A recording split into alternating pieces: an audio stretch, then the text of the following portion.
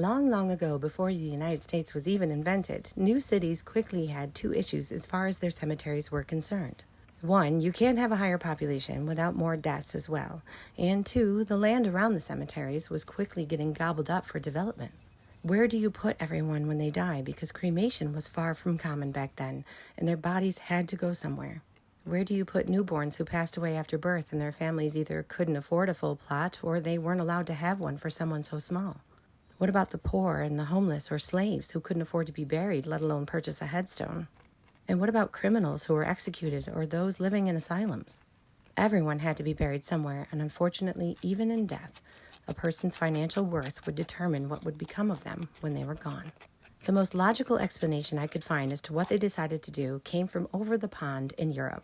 In one such city facing this dilemma, their cemetery was bordered by an area referred to as the Pottersfield. Here, local potters would dig up the most valuable clay in the area for their pottery, and what was left behind were large holes that was unsuitable for both building and farming.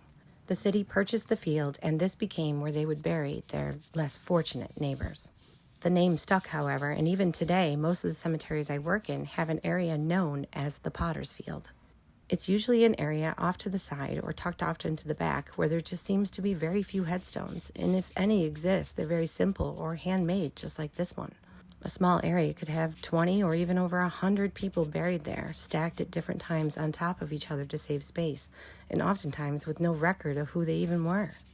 Although Pottersfields aren't often used anymore since cremation began, the largest one in the United States is Hart Island off the coast of New York City, where some 800,000 souls share the island as their final resting place.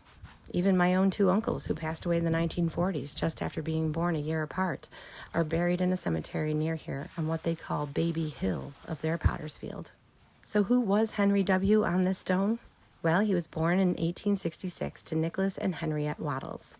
His father was a hired hand on a farm while his mother raised him and his 4 siblings, none of which ever attended school, but somehow along the way, Henry learned to read and write. By her late 20s, his mom had contracted tuberculosis and passed away before the next census 10 years later.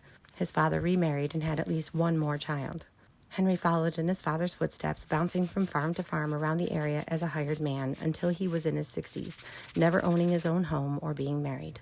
By the age of 67, Henry was living on and off with his half-sister in Sherburne, and he caught pneumonia. The disease moved quickly, and a short time later, on April 4th, 1933, Mr. Henry Wattles was laid here to rest in Hamilton, New York's Pottersfield.